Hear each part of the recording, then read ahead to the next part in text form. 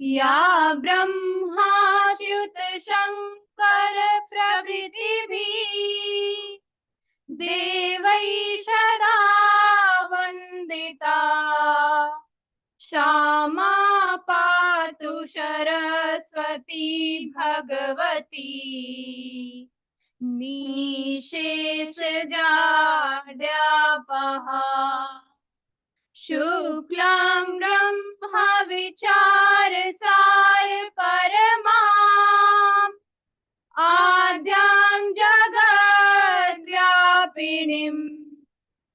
वीणा पुस्तकधारिणीम् अभयदाम् जाड्यान्धकारापहा हस्ते स्फाटिकमालिकां विदधतीम् पद्मासने संस्थिताम् वन्दे तां परमेश्वरीं भगवतीम् बुद्धिप्रदां Sharda.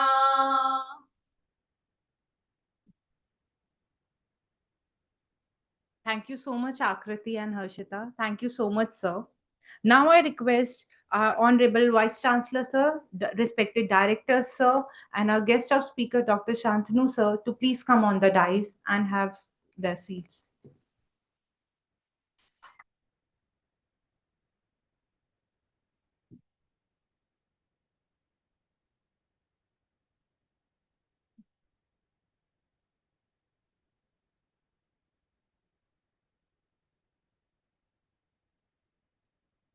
We are deeply privileged to have with us today our Honorable Vice Chancellor, Professor V.K. Tyagi, sir, whose vision and leadership continue to inspire and guide this institution towards academics excellence. Sir, we extend our heartful welcome to you. We also take pride in welcoming our director, Professor Pramod Kumar Goyal, sir, under whose able guidance the School of Law and Constitutional Studies have achieved new milestones. We are truly delighted to have you with us today, sir. Most importantly, we extend our very special and warm welcome to our distinguished guest speaker, Dr. Shantanu Mukherjee, sir, retired IPS officer, former National Security Advisor to the Prime Minister of Mauritius. We are grateful to you for accepting our invitation and sparing your valuable time to enlighten us on the topic security scenario in neighboring states.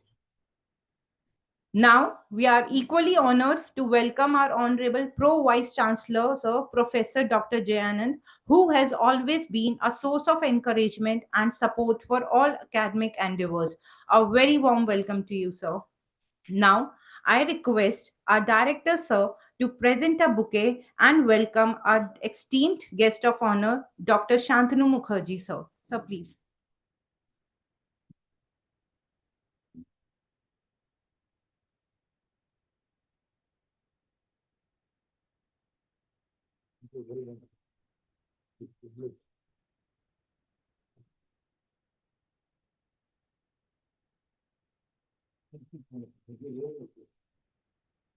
Now I request our Honorable Pro Vice Chancellor, sir, to give token of appreciation to our guest of speaker, please.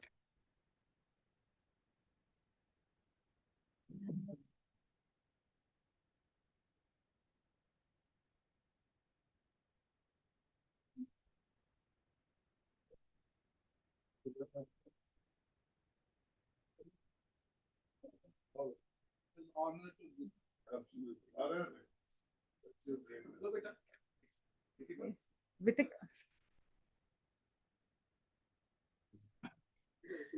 Now I request our Honorable Vice Chancellor, sir, to present memento and patka as token of respect to us, sir.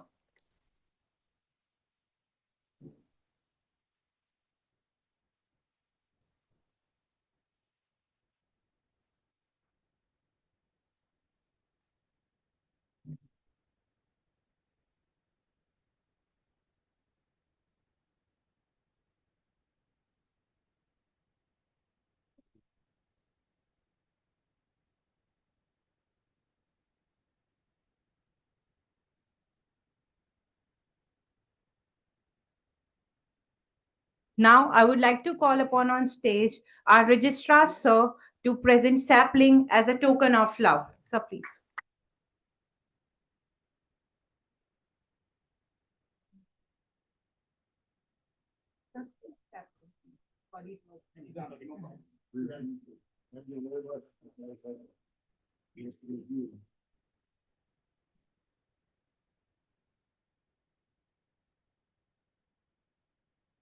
Thank you so much, sir.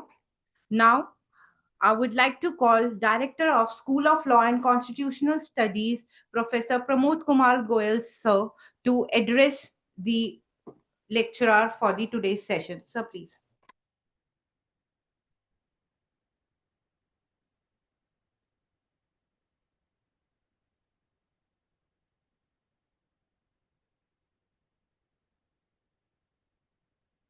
Good morning,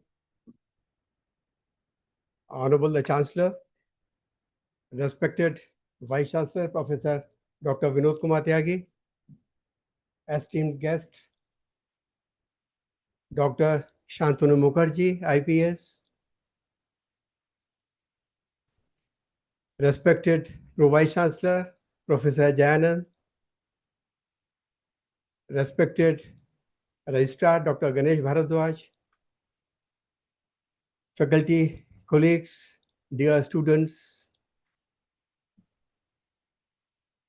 it gives me immense pleasure to welcome you all to this super engaging session on the security scenario in India's neighborhood. The security environment in India's neighborhood is a dynamic and complex landscape marked by both challenges and opportunities. Our borders and our regional ties shape not only our foreign policy but also national security concerns or priorities. On the one hand, we have Pakistan with long-standing concerns, including cross-border terrorism leading to various surgical strikes and operations like Operation Sindoor in the recent past. On the other hand, we have China, which presents us with both economic engagement and security concerns, particularly in the backdrop of border dispute and geopolitical rivalry. Closer home, our Himalayan neighbors, Nepal and Bhutan, are strategic partners whose friendship is critical for stability and cooperation. To the east, Bangladesh has recently emerged as a new challenge with illegal immigration, radicalization, and these issues are to be addressed properly. Across the ocean, Sri Lanka Sri Lanka's internal dynamics and post war reconciliation have regional implications, while Afghanistan remains an area of concern with direct consequences for South Asian countries or stability. These developments directly impact India's national security, diplomacy, economic engagement, and regional leadership. Though policies such as neighborhood first and Vasudhaiv Kutumbakam, India seeks to strengthen bonds of cooperation while at the same time safeguarding its strategic interests. In this context, that today's expert talk has been planned so that we may better understand how India is navigating these pressing issues and challenges through diplomacy, security preparedness, and economic collaborations. We are truly honored to have amongst us an eminent personality whose life's work embodies dedication to national security, Shri Shantanu Mukherjee. I'll say Dr. Shantanu Mukherjee. A big round of applause.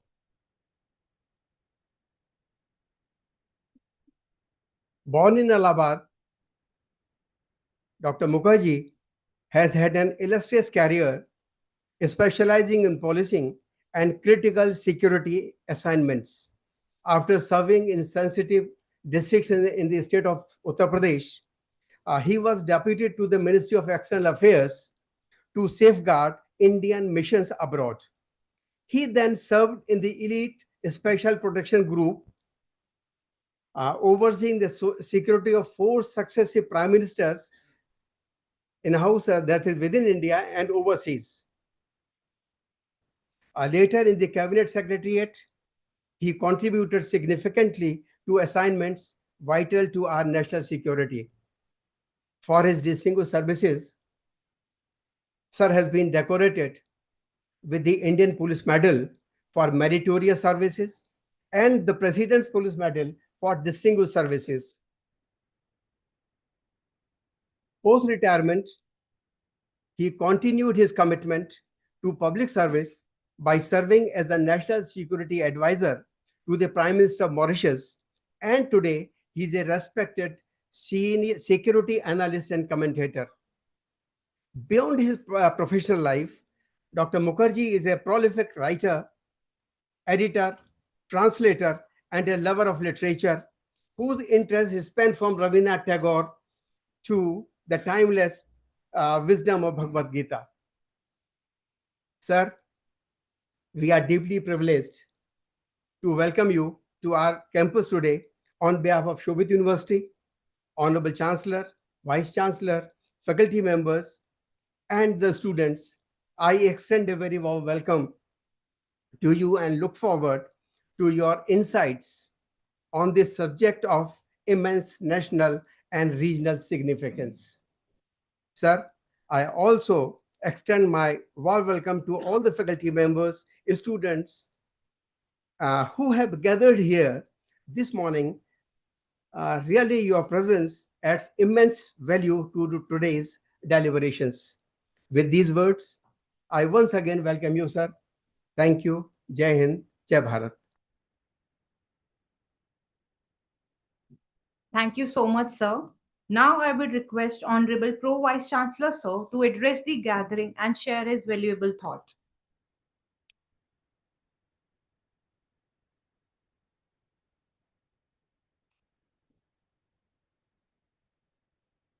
Good morning, Honorable Vice Chancellor and the Speaker of today, Dr. Shantanu Mukherjee, sir, School Head, Professor Goyal, faculty members, and as I say, most importantly, my students. Today is the landmark day for all of you that you have Dr. Shantanu Mukherjee to see, to listen him. So let us applaud him. Rise up and applaud him. Thank you, sir. Thank you for blessing this organization and coming for the session. Thank you. It is indeed the blessings that we are going to listen him. We all know the importance, the dignity of the territorial security. The country is safe because, like him, he had been the advisor to the government of India, served several significant positions. So I will not speak much because he is there. So we have to listen to him. We have to learn something from him. And we have to inculcate the good practices in our life. So thank you, sir. Thank you. Thank you, sir, for your kind words. Now I request our Honorable Vice Chancellor, sir, to share his words of wisdom. Sir, please.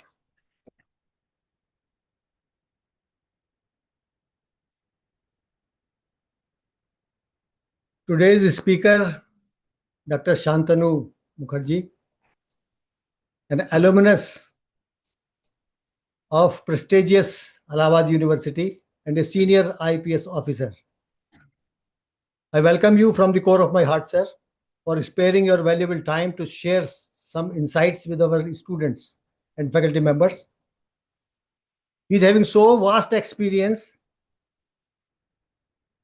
that you will learn lot many things from him. Not only the related to the topic, but beyond that also. Today in the morning when he entered to my office, he didn't take tea or snacks. Since I'm also very particular about my food habits, I found him that he is having the same temperament, that what he has to eat, when has to eat, and when not to eat. So these are the certain things which are very important in the life. You have to be very systematic in your life, that I could endorse my ideology with his entry to my office.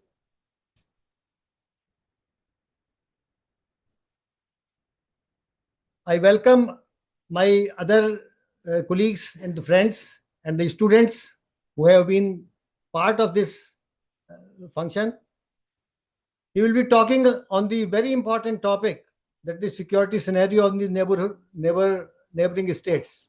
As you all are aware that nowadays lot of issues are cropping up with our neighbors with respect to the security, and lot of work is to be done. Government is also doing a lot of work to strengthen the security still, because it relates to our relations, diplomatic relations also. So that is very important in today's context. I welcome you again for this, for your presence in this university. On behalf of the university, I wish that all of you will be benefited by his vast experience. Thank you. Thank you very much.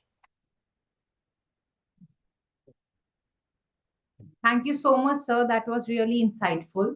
Without further delay, may I now invite our honored guest, Dr. Shantanu Mukherjee, sir, to kindly deliver the lecture and share their valuable insight with us. Sir, the stage is yours now.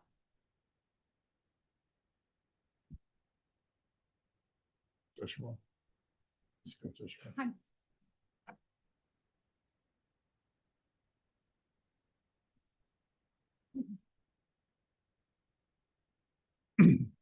Honorable Vice Chancellor, sir, the Pro Vice Chancellor, the Registrar, the Director of the Law and Constitutional Studies, Dr. Goel. I'm extremely privileged to be in this esteemed university, Shobhit University, which is situated in the heart of Meerut, which is known for its history and the contribution from the revolution days. It's indeed a matter of honor for me. I've been going in India and abroad to deliver lectures on security, but this interacting with the students, my dear, who are in good number, I'm very happy to state in front of the faculty that I can see on their faces a great promise, a great fire, and a great commitment to lead the country and keep aloft the banner of Shobhit University into the national and international channels. My best wishes to you. And I'm very happy to see you here, sitting with rapt attention to listen to me. As pointed out by the Honorable Vice Chancellor, Dr. Tyagi, that you have to, other than what he said about me, good things about discipline, not eating, the do's and don'ts, try to absorb.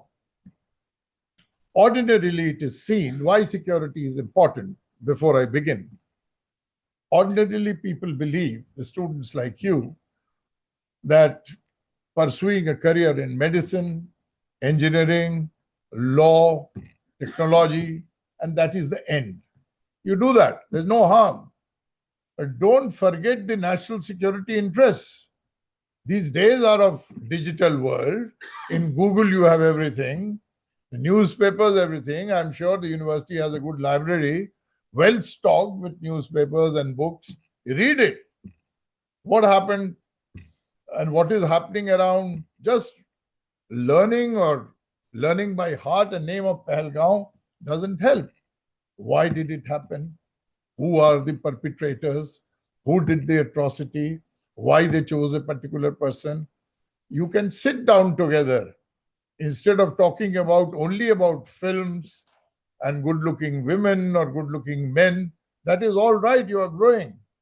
But please allocate, ration some time for the national security interest. Why? That I'm going to spell out in detail. I hope I'm audible.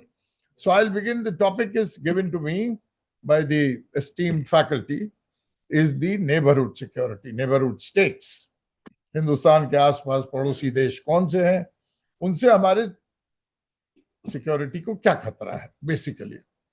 Now let us begin with Pakistan. Everybody is familiar with the name Pakistan. It is on the western neighbor. I need not elaborate on that. But why is Pakistan, which was born one day earlier than India, from today 78 years ago, is today behaving differently? 14th of August 1947, it came into being, and we were declared independent on 15th of August 1947, isn't it? Now, why is this?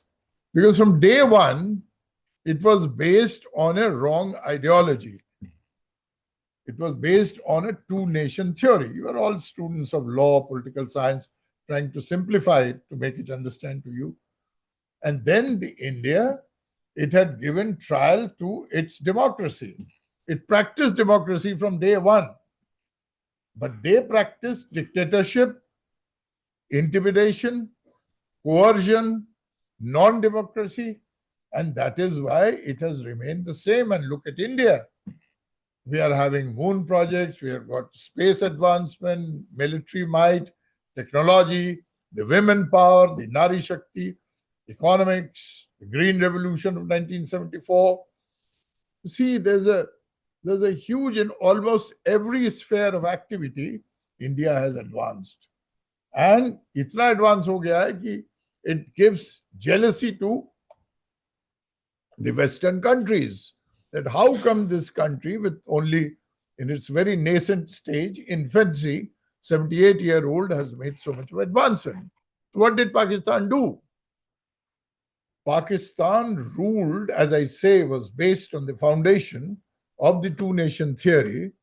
Their Prime Minister, Liaquat Ali Khan, just to take you history a bit without boring you much, was assassinated in 1951. And our Prime Minister, who was appointed the same time of India, lasted for another 17 years till he died a natural death on 27th of May 1964. Why was he killed? Because they, from day one, they did not want to have any democratically elected or any leader with a civilian flavor. That is why he was died. So whenever the democracy wanted to flourish, it tripped. Like bijli ki tarah, usko chalne nahi de raha hai. Military aa gayi. And in 1958, barely 11-year-old country, somebody took over the power. Can anybody name who took the power? That is what I want. Increase your awareness in history because it's your neighboring country. When you say live in Pallappuram, you would know about the next door person who is having affairs, who is going on a scooter somewhere. You would know. But it is a country who is causing trouble to you. But you are ignorant about it because you don't think relevance of it till it attacks you. You get my point? I'm not telling you angrily, trying to create a sense of awareness in you that you know about it. And then he was General Ayub Khan, who later became a field marshal. He himself appointed. That, okay, like some of you one day declare here that I'll be the VC, I'll be the pro VC, I'll be director, registrar, or advisor like Dr. Jayanand, anything. You can plan that. It's not happening because you believe in democratic values. You have a self-imposed discipline. The university has taught you, your sanskars have taught you, but there it is not. And then they think that because it was ill-bred, that we can cause problems to our next door neighbor, that is India. So what did they do? In 47, they sent infiltrators into India, in Kashmir, because they had an eye in Kashmir that we'll take it from day one. But And the operation was named, anybody? Gibraltar. If you don't know, there's no crime. Don't feel guilty about it, but learn. That is why I'm here. As Dr. Goel pointed out in detail about it, that insight, you try to learn, try to soak in what I say. It's not to make my mark, but just to invite. You worship Saraswati before that. She's the goddess of learning. We are all here for the learning, isn't it? So try to learn. Don't dismiss it like this कि अरे security हमारा subject है, paper में नहीं आएगा, competition में नहीं आएगा, NEET में नहीं आएगा, UPSC में. No, other than that also something important. That infiltrators, but our military repulsed that with a lot of sacrifices. So they were defeated. Now, again they tried in 1965 in the month of August. The battles took place. Again we won. It was a full-scale war. Ayub Khan I named, he was in power. We defeated them under leadership of Lal Bahadur Shastri. And then in 71, they again tried. And what did we do? We dismembered the country, तोड़ दिया उसको. And Bangladesh, जो उनका eastern flank था, East Pakistan, again based on religion, became an independent country. From East Pakistan, it became Bangladesh. And then again in 1999, what did they do? Kargil. Okay.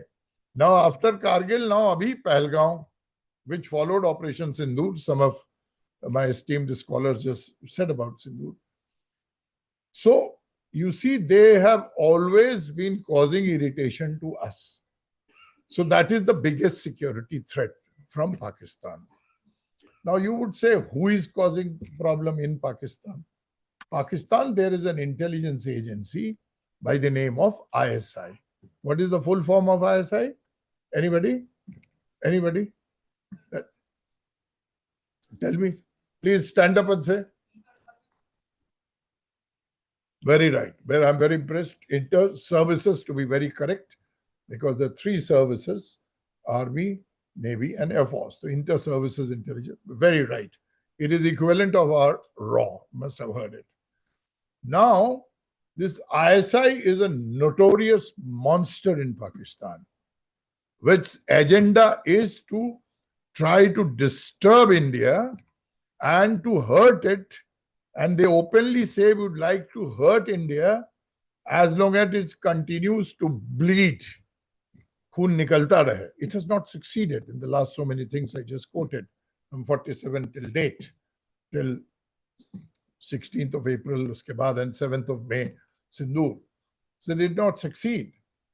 Because ISI is an organization which is a government into government, the state inside the state, in other words, that it does not listen to. There is a civilian government there. The Prime Minister name is Shehbaz Sharif.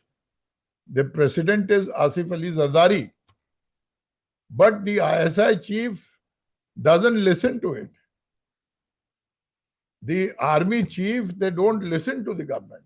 They do whatever they feel like. So that is known as a state inside the state. Here, can you imagine the military acting independently? Certainly not. ISI decides that we will cause problems in Kashmir, we'll get cross-border terrorism, we'll bring up terror groups and cause bombings in Kashmir or in Punjab or anything, and they do it. Now you might say, very naturally, the very curious and formative minds here, that why don't we stop that? We do. It is not always possible. Our intelligence, our counterintelligence, our counter-terror operations are there. Had these things not been in place, the damage inflicted could have been higher all these years, last 78, 80 years, okay? But they continue to do harm to us because the ISI and the military is out of control. Here it is unthinkable. Why? Because there is a democracy here. All the institutions are subservient, but the legal experts would know this, is to the government. There is a structure, there is a system. You cannot. I have been a police officer. I would not resort to a lathi charge or firing unless the orders are there, because there is a discipline. There is a structure well made out. But there the men in khaki or the lathi wielding people will do it. So ISI, my dear friends, the young friends, is the biggest threat and therefore Pakistan. And I quoted that so many things they have happened. Now, what all they do to harm us? They did 26/11. What is 26/11? In Bombay. Why is it called 26/11? Because 26th of November in 2008, they attacked Taj Hotel and other places. This is one. Earlier, they attacked our military camps in Uri, in Pathankot, and Indian Institute of Science in Bangalore once, in Delhi, in the places of worship, Sankat Mochan in Banaras, in Ayodhya, Sarojini Nagar Market in Delhi, you name anything. Their targets, they are everything. Meerut is a cantonment. Anybody knows which military formation is here? Anybody? It is very close by the military. You can see when you go to Begumpur, you see a tank there. What is the military establishment where you are breathing your academics? It is the 9 Div of the military. So you don't know, I don't know, but ISI knows because their agents are here. That is how they are doing. Where is the military moving from? Meerut is extremely important. And you should take pride in remaining in a very important military cantonment area. Means it is not next door, but not very far also. So they cover chappa chappa jisko bolte hain, everything. And that is the biggest security threat. Meerut में चूंकि आप हैं इसलिए हमने example दिया. There are umpteen others. There are hundreds and thousands of others which are on the target in the radar of ISI in Pakistan. Number 2. Number 1, Kashmir, because they are not happy and they are causing problems again and again. I told you 65, before that in 48, then 71. That is their target. There are various terrorist groups. They have mushroomed the homegrown terror groups.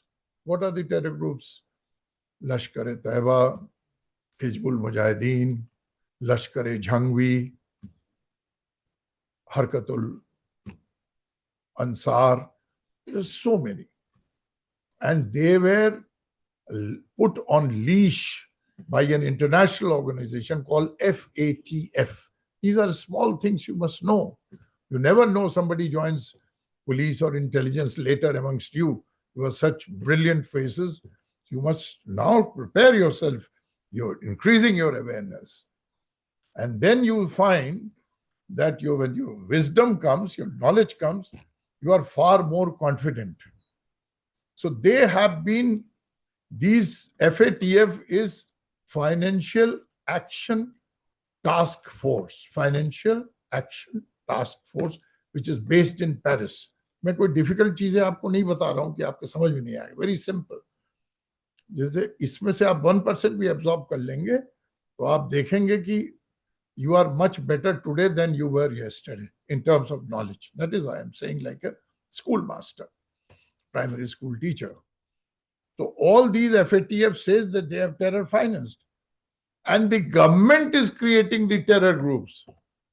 Again, can you imagine in India, there's a homegrown terror groups, universities producing a terror group? Certainly not in Pakistan. Yes, they give training, they give logistical support and send them across the border to India. That is why the threat number 1 from Pakistan is Kashmir. Number 2 in all other infrastructural places. Next number is that they revived the Khalistani movement. They have nothing to do because they feel India had dismembered or broken away East Pakistan from them and it is a separate country for the last 54 years. तो हम क्यों नहीं इनका एक तोड़ दें? So in the 80s they tried Punjab. But mind you, this is no exaggeration. This is history and this is a reality. यथार्थ है, वास्तविकता है कि Punjab would not, the Punjabis or the people of Punjab would not give in to कि उसके call पे कि चलो हम आजाद हो जाए. That is why they failed. The public opinion never went in their favor. So when it failed the movement in the 80s or early 90s, so they have revived it again. How? By targeting the separatists who are in the West, where you keep reading in Canada, in the US, in Australia, some parts of New Zealand, in England, propaganda. But again, they have not succeeded. But threat remains. My topic is the threats in the neighborhood. Kashmir ho gaya, Khalistani ho gaya, and ISI penetration ho gaya. अब ये सब चल रहा है. Then on 16th of April, the Pakistani Army Chief, now Field Marshal, Asim Munir, who was earlier ISI chief, he addresses a gathering. And gathering mein kaun hai? You have heard the term NRIs, non-resident Indians. He is addressing NRPs, non-resident Pakistanis. It is the much low in number in Islamabad. What does he say there? No, कभी आप India में army chief को नहीं देखोगे इस तरह की चीज बोलेंगे, गैर जिम्मेदारी चीज. He is saying that India is a useless country. We are born out of a two-nation theory. He's telling the young minds. And in the presence of his prime minister, unthinkable for an Indian army chief to say so. And Kashmir is our jugular vein. We have to take it. Suppose I come here, instead of trying to educate you or increase your awareness, I tell you all the negative things. You do this bad thing, you do that bad thing, you don't respect your teachers. It's not done. I'm a responsible citizen of the country. My idea is to lift the spirits and morale of the young minds so that they do well in life. Like the Honorable Vice Chancellor said, that other than your studies, also there are multifaceted things you must inculcate. He gave my example that's perhaps, I won't, with all humility, I accept it, sir. But the thing is this, that you have to know that what is there. And there he said that we will do more harm in Kashmir and we will incite the Kashmiris to rise against the Indian state. Again, a very irresponsible statement. 16th April 2025, he says, and more than coincidence, Sanyog was Sajada, 22 April 2025 ko there is the Pahalgaon incident.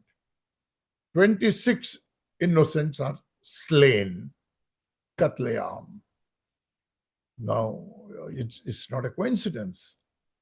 When you say something, when I was in the police training college, so there used to be one ustad or an instructor, and the sub-inspectors were also being trained there.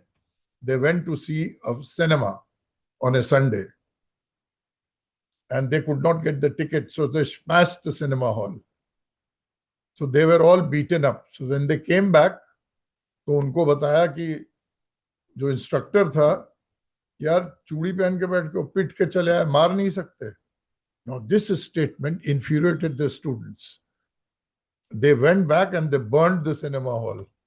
तो जो instructor जिसके पास discipline की जिम्मेदारी है, वो अगर ऐसा कहेगा, अगर हम आपको ऐसी चीज कहते हैं, बट एग्जाम्पल इसलिए दिया, the Pakistan Army Chief is saying, it is just short of saying कि you do mischief in Kashmir, Pahalgam happens.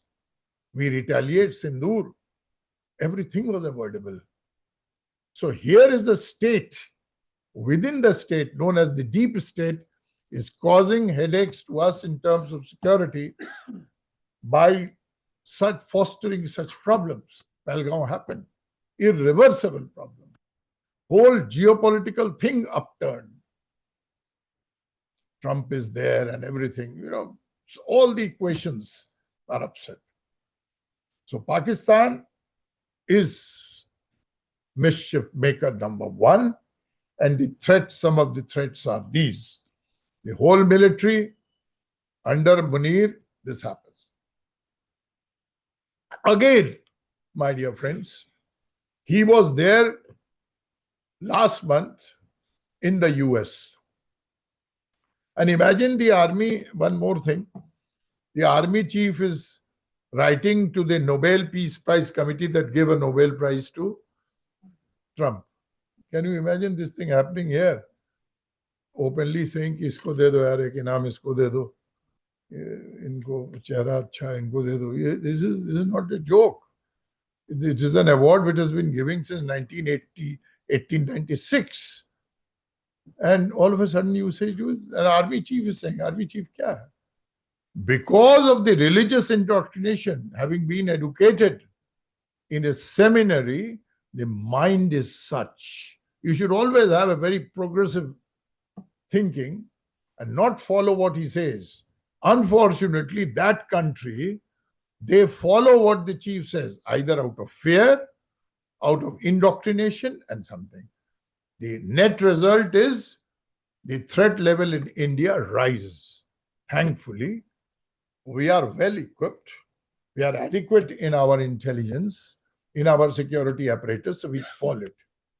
So coming back to that, when he went to the second trip, before that, Trump hosted him a lunch. Imagine our army chief going, their army commander may call our army chief General Dwivedi for a lunch. But the president of the country is asking, yaar, aa jao, hamara 2 minute khana kha lo aap. And he eats it also. So he's emboldened. What is emboldened? He's encouraged. That here is an endorsement to what he's saying. Like you, sir, use the word endorsement. That's the correct expression. And then he met the CENTCOM. I mean, I would confuse the Central Command commander. And what does he say? He says, we are nuclear power. We'll attack India from the eastern flank also. And being a nuclear power, if we are attacked, then we will take half the world. Half the world before we go down. Imagine. And that again encourages his cohorts or his supporters, and India's threat level increase. Though India is not rattled by that.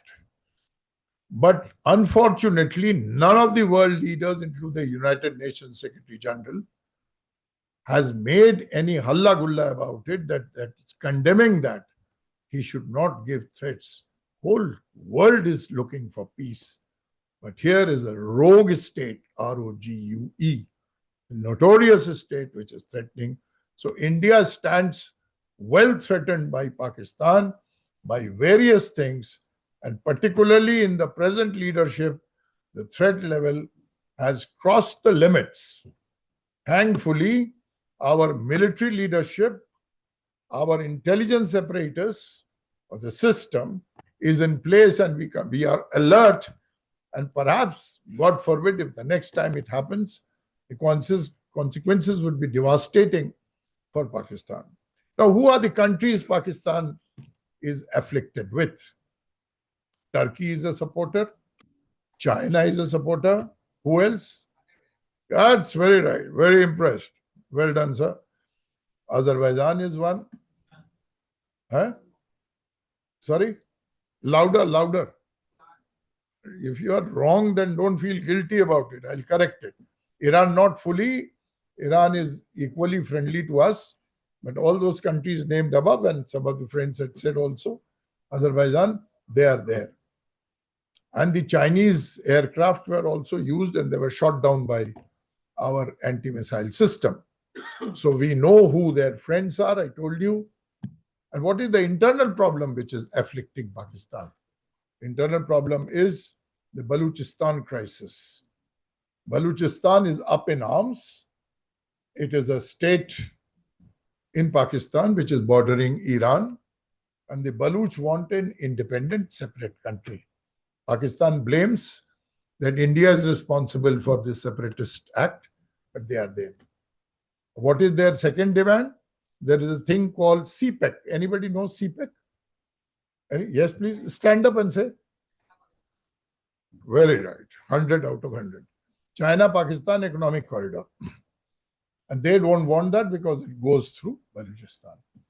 There is one terror group which is not pro-Pakistan. What is that? TTP, Tehreek-e-Taliban Pakistan, which is operating from Afghanistan. Pakistan-Afghan relations are bad, and Pakistan, the country, is friendly with, I just named. Internal problem, basically terrorism, anti-China feelings, and Balochistan uprising. Now we come to the another country. I've taken deliberately a lot of time on Pakistan because it poses primary threat to Indian security interests. Next, I come to Bangladesh. I'm very happy, sir, you mentioned about Bangladesh. Bangladesh was born, as you know, on 16th of December 1971, 54 years almost now. India's contribution is immense. Many of our officers and Jawans laid down their lives, sacrificed their lives in that. And so far, the government have been by and large pro-India. Till 5th of August 2024, when Hasina government was toppled and she found refuge. She was sheltered in India. And after that, there's a complete lawlessness there. Law and order, the prisoners escaping, the armories being looted, killings, wanton murders, political rivalry, the founder, the father of the nation's house being burned down. They are doing lungi dance. The graves are being dug. The freedom fighters are being killed. So, how does it affect India? That is why I want to tell you. Insight, some of you use the word. Because there are equally formidable terror groups there. Like Pakistan has Jaish-e-Mohammed, Bangladesh has got Jamaatul Mujahideen Bangladesh. Many of them had fought where in the Afghan war during the Taliban regime earlier, before 2001 US attacks, 9/11. So these groups and Bangladesh and India, sorry, has a border of over 4,000 kilometers. And these terrorists have links this side also. They may not be terrorists this side, Assam, Meghalaya, Mizoram, part of Mizoram, West Bengal, huge border if you see the map. But they are sympathizers, or what they call, there are sleeping cells, sleeper cells. They give support to them. They have the logistic support. And therefore, they want to harm Indian security interests at any cost. And the threat has increased after Hasina's downfall. And very recently, just to update you, Pakistan has been trying to woo, means trying to court, sending overtures, trying to win over Bangladesh because it was earlier part, and they want to seek Bangladesh support for Pakistani cause. If that is happening, then the threat level is increased, because now from Pakistan we have got another enemy in hand, because Pakistan joining hands with Bangladesh. Am I clear? Now, very recently, exactly a week ago, on the 23rd of this month, Pakistani Deputy Prime Minister and Foreign Minister, anybody name him? Ishaq Dar, Ishaqdar. He visited Bangladesh. Some of the Bangladeshis said that you tender an apology for having committed so much atrocities during our liberation struggle.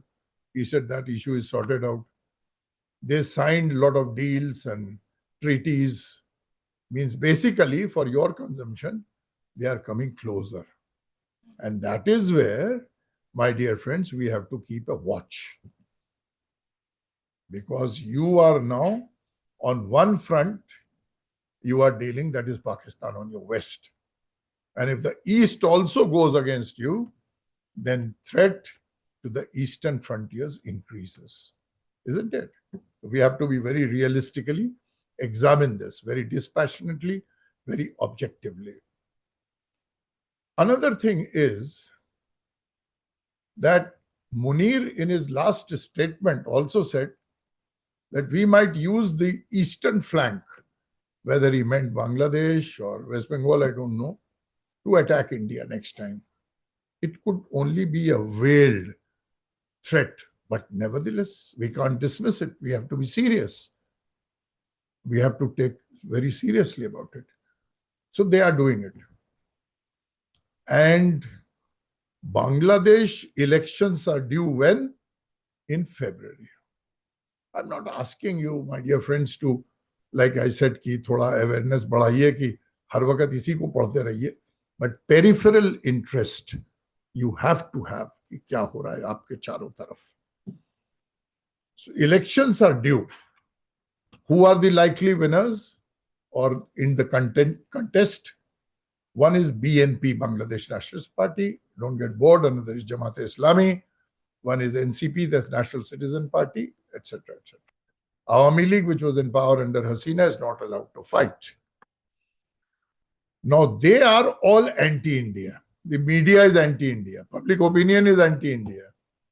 When anti-India sentiment grows, when the thoughts grow, then the chances of threat automatically increases, because then it has a public condonement, endorsement that yes, this is correct if Indian security interests are harmed.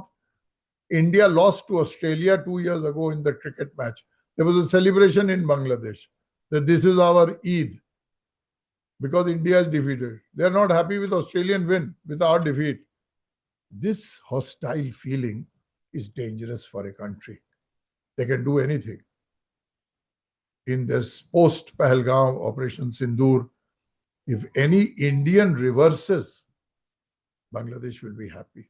So their joining hands raises the threat. Again, having said this, I would like to tell you there's nothing to be panicky about it. Our diplomatic community, our military fraternity, our political leadership are taking adequate measures. But you as young minds must think it over. I could be wrong in my assessment, but I had to share something, my independent thoughts. In the canteen, when you sit down, you talk about it. That day Bangladesh will not go. Why wouldn't it go? Tagore, national anthem of Bangladesh is written by Tagore. They are gradually, one large segment is forgetting Tagore. They are changing the names of the minorities. Minorities are being attacked. So if that be, it has a spillover or a cascading effect, as they say, or domino effect, as they say, on this Indian side. So the threat remains from Bangladesh as well. And if the election, this BNP and Jamaat combined win, this you must understand, then what happens? During the earlier BNP ruled in 2006 from 2001, when Jamaat-e-Islami had 2 ministers there, we found that Indian Northeast insurgent groups, what are the groups? Ulfa, Nagas, they were sheltered on the Bangladeshi soil. They were trained, weapons were supplied. Isn't it a security threat? A great, huge security threat. So if those government, but of course, that was 2006. We have matured much more. Our antenna is much more increased. So we know. And there you find that it might recur, Ulfas and all, because they are on the run. They will find a safe haven. And Bangladesh will have a lever or something to axe to grind and blackmail. Look, it is here with us. So that is Bangladesh. I hope I'm not exceeding time. And then there is China, another neighbor. As we speak, there is a very encouraging statement by our Prime Minister who says that we are going to be friendly to China. China has responded, and we will try to bring our Asian fraternity. The equation might change. This is a diplomatic triumph if it fructifies. And then what happens? That the threat from China is less. But till now, what was the threat? Our Ladakh front, Eastern Ladakh, parts of Arunachal, and other places where China had attacked in Galwan, killed 20 of us, the army soldiers, and the border skirmishes, that needs to be solved. But the threat remains. It is unpredictable. Historically speaking, in 1962, China ने हमें हमला किया था और काफी territory जीत ली थी. दिमाग में रखिएगा सिर्फ. नेबर्स में पाकिस्तान, बांग्लादेश, चाइना, नेपाल. नेपाल से बहुत दिनों से कोई एक्टिविटी आईएसआई की या पाकिस्तान रिलेटेड सुनने में नहीं आई है.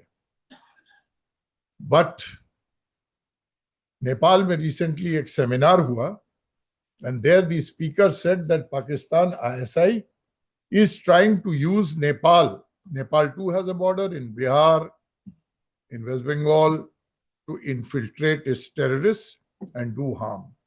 You all know IC-814 hijack in 1999, the famous Kandahar wala, that was launched from Nepal. So bordering mein Nepal or history bhi hai. Dilshad Beg was a terrorist sponsored by ISI who was killed in Nepal, was active. So bear in mind the threats from these countries. Myanmar, to some extent, the Manipuri rebels, all the terror groups, Northeast insurgent groups, Meghalaya, which border Myanmar, Myanmar regime, which is a military regime, may be harboring them. Unse threat ho sakta hai. So these are some of the things to summarize that we face threats directly. So what is the answer? I have no solution. I have got no prescription. But you should think amongst yourselves, increasing, stepping up our intelligence, stepping up our awareness, our military might, its prowess, its capabilities, aerial capabilities, learning lessons from what has happened. We were victorious, no doubt, but we'll assert this time. Diplomacy, intelligence at the grassroots level, public opinion, to put things in right perspective. These are some of the things that we can do. And I'm sure our leadership is going towards this direction, and we will succeed. So far we have, without any substantial damage to our territorial or sovereign interests. But we need not lower down our alertness. हर हालत में complacency नहीं आनी चाहिए. We have to be constantly alert, particularly from Pakistan, from ISI. And I expect now that whatever you have heard little from me, whatever little wisdom, courtesy, this goddess of learning I have shared with you, you try to talk amongst yourselves. I'm a 75-year-old man, much fossilized mind. So you have a young, bright, computerized mind, sharp minds, with faculties absolutely alert. Good teaching leadership, good guides. You appropriate it, utilize from your gurus. You are in Meerut, not very far from Hastinapur, the historical place. They're all brilliant with great records. So listen to them. They are the best gurus. Guru may sound a primitive term. Gurukul, outdated. Professor sounds much glamorous. But Guru is a Guru. 600 years ago, Kabir had said about Guru, Guru Nanak. So listen to them. Whatever they tell you is worth it. If you don't accept, you filter it out. But your mind should not be allowed to rust. Jang nahi padna chahiye. You keep thinking. That you keep thinking about your own subject. But I would urge and appeal to you from day one, from today, you focus more on security, general awareness, read more newspapers, internet में सब available है, news देखिए, don't give whole time to it. At least 20 minutes per day, 15 minutes, or discussion over a cup of tea. Thank you very much, sir. I'm very honored. I hope it was of some interest to you. Thank you very much.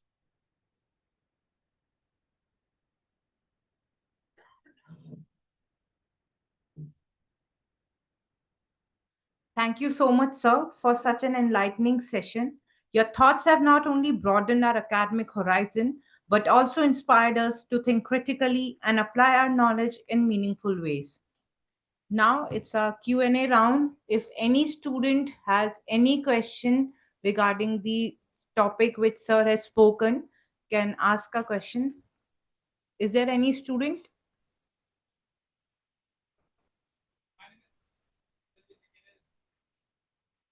A little louder, please. Ma'am, can you please come forward a little forward? Come. Closer. Let me see you also. And yeah. Tell me. I'm Maibamno, LLB senior student, and you were decorated IPS officers.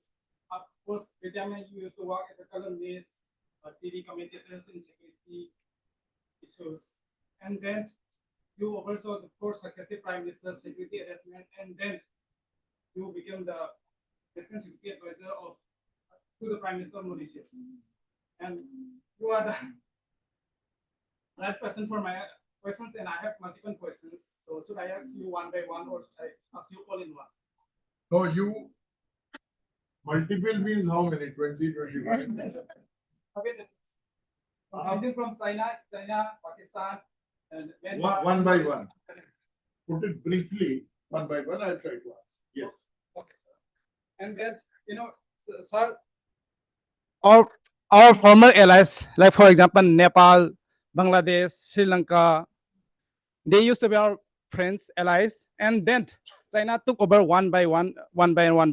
And considering China's influence in these countries like Myanmar, Bangladesh, Nepal, Sri Lanka, and how would India handle this security challenge and strategic positions?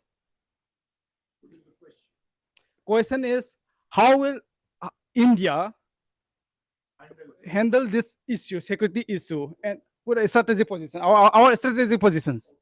And then, sir, there is an ongoing talk with NSNIM, with government of India.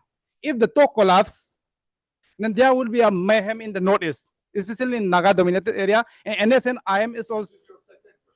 Yeah, this is my second question. And NSNIM is one of the strongest armed insurgent in India. They have more than 50,000 armed cadres. Not only they are militarily strong, they are also, sir, vast public support in Naga-dominated areas. So, second question is how to handle this NSC and IM. If talk collapse, if the talk collapse with government of India, peace accord. Now, I would request you, first let me respond to two of your questions. Okay, sir. And then you ask the three one. Okay, sir. Number one was, he says about how do we in the security scenario, in the security scenario, we handle that the friends who were the earlier allies. Am I correct about your question? Now the thing is this, the diplomacy is going on. In a geopolitics, these sometimes there are friends, sometimes they are not friends.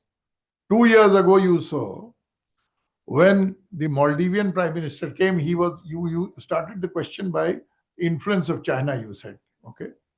The Chinese influence was very much there on the Maldivian Prime Minister, Muizu. And it seemed that everything was lost.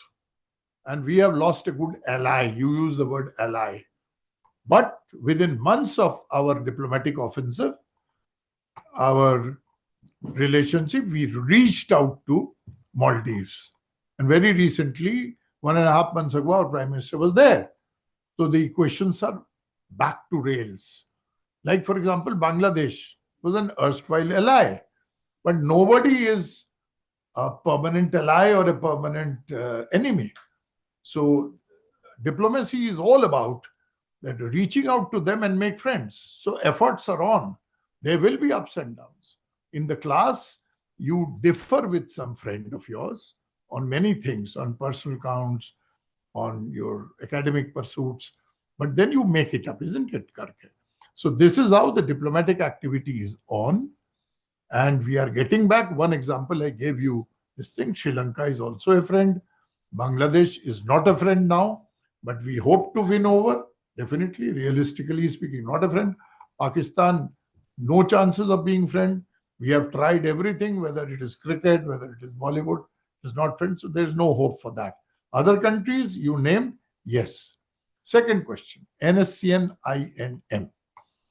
I don't know whether anybody knows about NSC and INM, what is it different and all. So I'll just take 1 minute for the betterment of others. The NSC and INM is one faction of the Nagas. Nagas is a very tribal in the northeast, why is it called M? Because it is led by one gentleman, Naga leader, who is still living, by the name of Mr. T. Muivah, Muivah. He is from the Tangkhul tribe, that is near Churachandpur, which is in Manipur, and he is 1935 born. And the another group, NSCN-INK, K was Khaplang, who was based in Burma, is dead.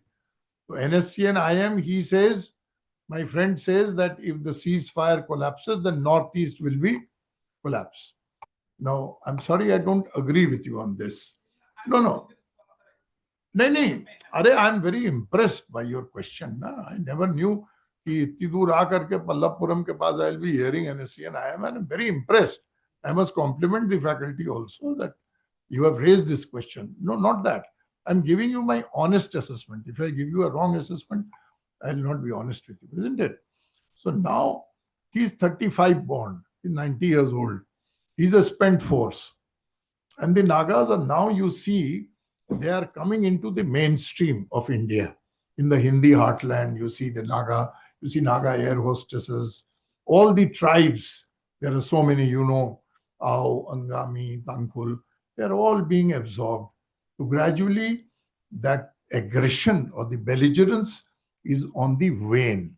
So therefore, while disagreeing with you, I must very humbly state to you that there is a hope. Even if the ceasefire, which began in 1997, we still have hopes. We have engaged them in talks. Experts of the Northeast are doing that. So we have hopes. Third question. Our question is, how effective is the regional organization like SARS, BIMSTEC to address the deputy general collectively? Can we rely on this organization? Okay. Now SARC is now, it has, in my view, outlived its utility. SARC was being used by Pakistan and Bangladesh against Indian interests. So SARC is of no relevance as far as our security concerns are there. BIMSTEC is a relatively new outfit. Yes, like BRICS, they are there, but their focus is not really on security. This thing is bringing those countries together, like in BRICS, like in BIMSTEC. But you said very, very valid question that the security implications. Now, how does it work? Now, if say Brazil is India's partner in BIMSTEC or Bangladesh, the exchange of information, the exchange of intelligence, hard intelligence, is one way forward for increased security cooperation, for which you have to be friendly to the other countries. You are in District Meerut, bordering district is Muzaffarnagar, isn't it? Another is Ghaziabad. So what a criminal is doing here, if the SSP shares with that other, then it. For that matter, the interpersonal relations between the SSPs or the DIGs must be very cordial to this thing. SARC, it is not relevant now. It exists, but on paper, nothing much. BIMSTEC, yes. BRICS, yes. Other organization, ASEAN in Asia, yes. So security implications, if amongst themselves these strengthen cooperation, then this will happen. Next. When we talk about the internet security issues, especially in Manipur, from the last 2 years, more than 6,000 weapons have looted from the police armory. These weapons are owned by some by common people, some by armed insurgents.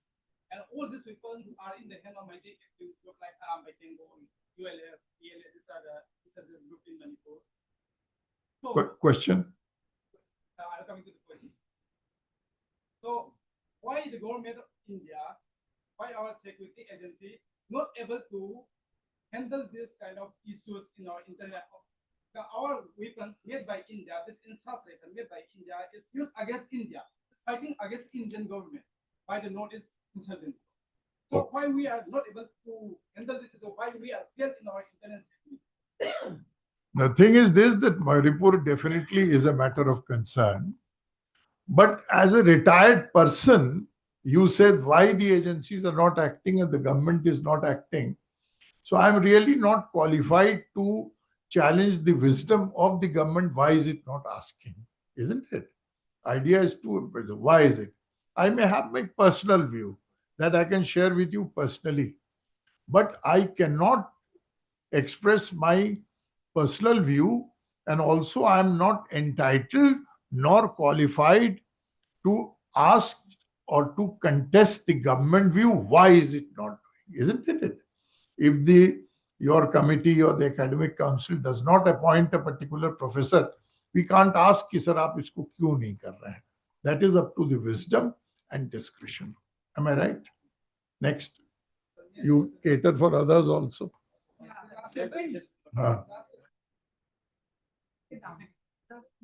Yes, please. नमस्कार. और पास में आइए ना, कोई. I am no threat.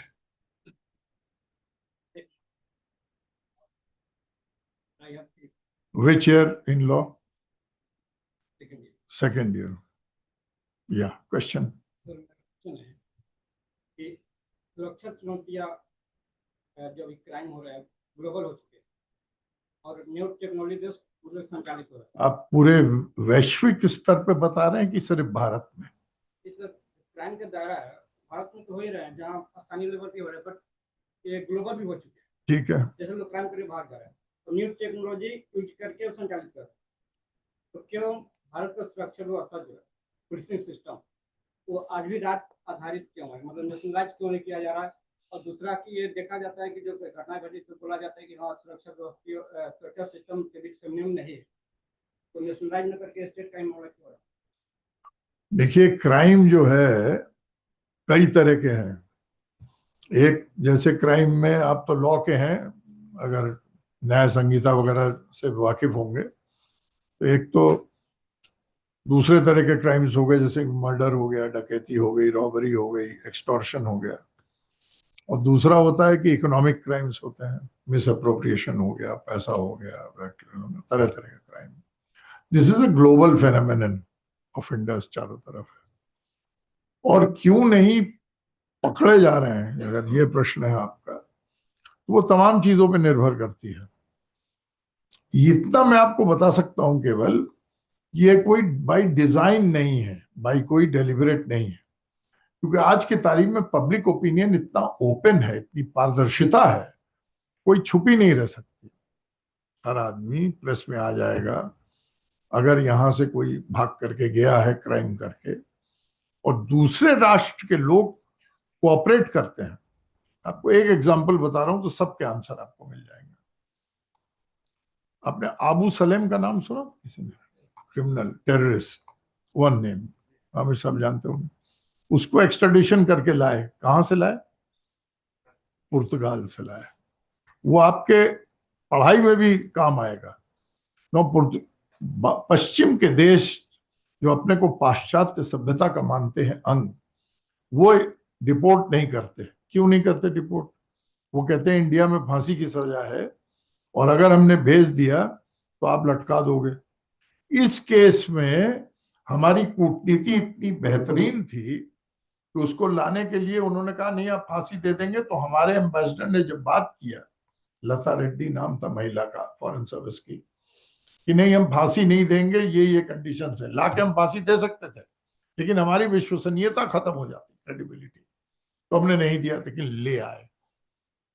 सो जहां पे possible होता है, दूसरे कंट्री कोऑपरेट करते हैं, वहां हम सफल हो जाते हैं, जहां नहीं होता है तो भी सफल। ये है। Every student is only asked to, like they'll be only asking one question. हाँ बोलिए। No multiple questions to be asked. Yes, जोर से थोड़ा।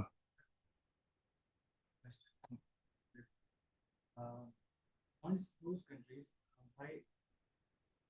by the moves of World Bank to fund terrorism. नहीं, वर्ल्ड बैंक से terrorism fund होने का तो हमने नहीं सुना कभी, बट कि वर्ल्ड बैंक किसी कंट्री को टेररिज्म के लिए फंडिंग करेगा या आईएमएफ करेगा, दैट इज अनहर्ड ऑफ। नहीं, इनडायरेक्टली कैसे करेगी?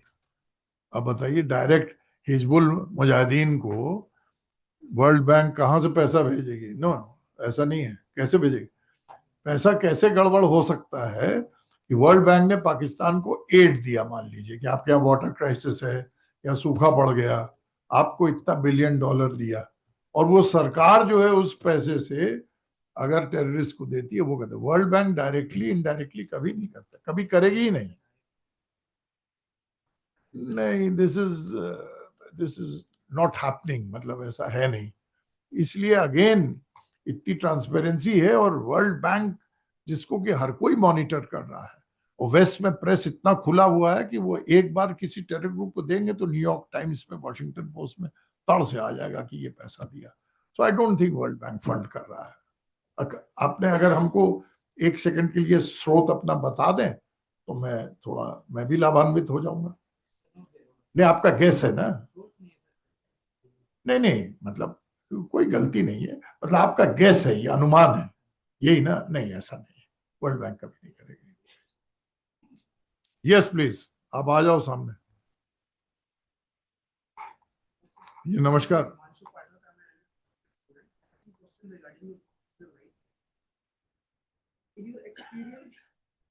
What challenges did you face in transiting from an operational IPS role to the strategic advisory role in Mauritius? Oh, very good question, very good question.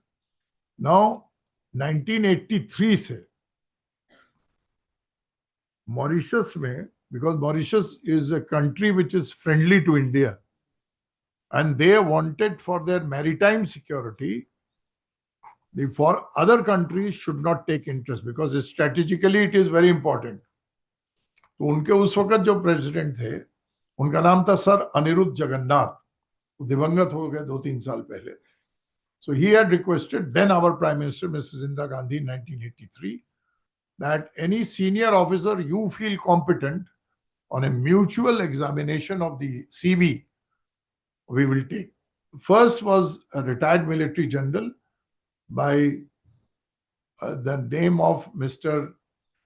Tamani, who was sent to Mauritius. उसमें अब रहा कि IPS का क्या role है. जैसे for example मेरा role देख लीजिए, तो हमारा सीवी यहाँ पढ़ा मान्यवर ने, सो इट्स बड़ा वेरीड है. वो बाई चांस मैं थोड़ा डिफरेंट हूँ, कई जगह पे देखा मैंने. डिस्ट्रिक्ट पुलिसिंग भी की है, क्राइम कंट्रोल भी देखा है, लॉ एंड ऑर्डर भी देखा है, इन्वेस्टिगेशन भी देखा, इंटेलिजेंस भी देखा, एंड देन वीवीआईपी सिक्योरिटी देखी, एंड टॉप एसपीजी जो एलीट ग्रुप है, 4 प्राइम मिनिस्टर, उनकी एविएशन सिक्योरिटी, उनका स्टैटिक सिक्योरिटी, कौन मार सकता है, थ्रेट असेसमेंट. देन जो कैबिनेट सेक्रेटेरिएट पढ़ा गया, 18 साल में वहां था, तो VIP security, cabinet security, analysis, assessment, ये सारी चीजें आ गई. तो वहां पे गया, वो 12 लाख का देश है, उनकी मैरीटाइम सिक्योरिटी कैसे सुदृढ़ किया जाए. तो अपना आईपीएस का बैकग्राउंड, आईपीएस नहीं, जो हमारे सर्विस का बैकग्राउंड था, उनको मैंने मार्गदर्शन दिया. इंटेलिजेंस कैसे करोगे, रिपोर्ट कैसे करेंगे, संग्रह कैसे करेंगे, एक्सचेंज कैसे करेंगे मित्र देशों के साथ, ये सब चीजें शेयर की. ये रोल हमारा हो गया. मैं बता पाया आपको. VIP security, intelligence, maritime security, contingency security. For example hijacking हो जाए, कैसे डील करोगे. हाईजैकिंग में नेगोशिएट कौन करेगा? मान लीजिए आप किसी वक्त पढ़िएगा कांधार का हुआ, कैसे हुआ, वो आपस में पुश्तू में बात कर रहे हैं, तो हमारे क्या इंटरसेप्शन पकड़ पाए उनकी लैंग्वेज में क्या बात कर रहे हैं? यहाँ हम हिंदी में बात कर रहे हैं, अधिकांश लोग समझ ले रहे हैं, है ना, इंग्लिश में बात कर रहे हैं, सब समझ रहे हैं। तो उस प्रकार का हाईजैकिंग में नेगोशिएशन में क्या चीज जरूरत है? लिंगुआ फ्रैंका जरूरी है, पेशेंस जरूरी है, क्या टेक्निक्स जरूरी है जिससे आप हाईजैकर को थका देंगे, कैसे इंट्रोगेट करेंगे, वगैरह वगैरह। ये डेफिनेटली ये था हमारा रोल और इससे मैं कंट्रीब्यूट कर पाया। Anything? Thank you. Thank you so much, students, for the questionnaires. Sorry. It's okay. Now I would request Miss Ikra Rashid to come on the stage and say vote of thanks.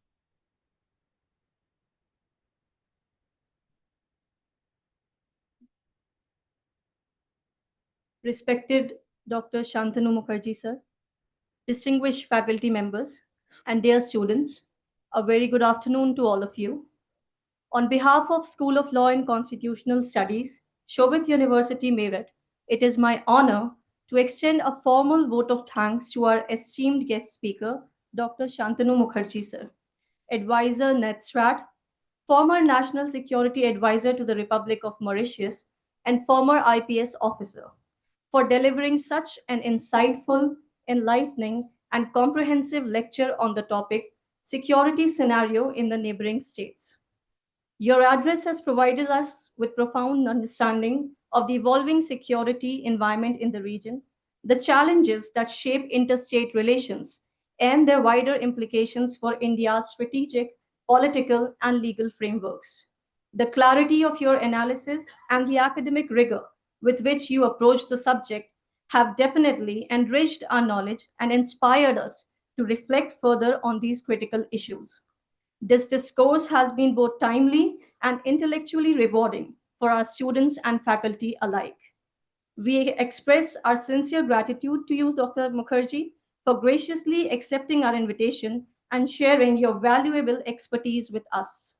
Your perspective will remain an important reference point for our academic engagement and future research in the field.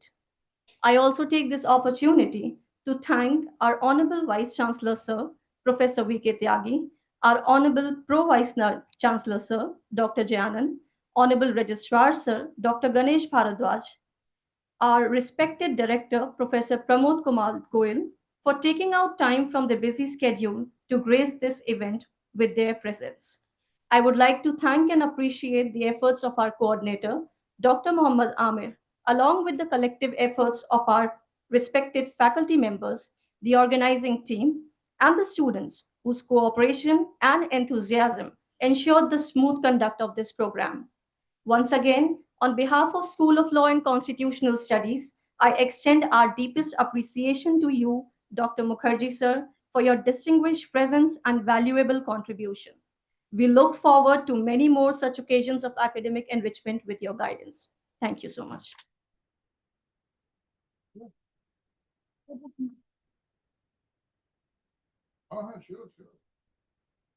Now I'd call upon stage Harshita and Akriti for national anthem. So I request everybody to please stand on their seats.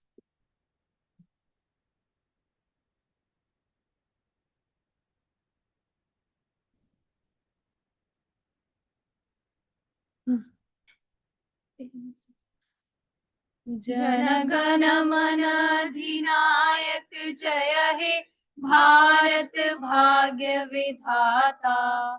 Punjab Sindh Gujarat Maratha Dravida Utkal Banga, Vindhya Himachal Yamuna Ganga Uchhal जलधि Tharanga.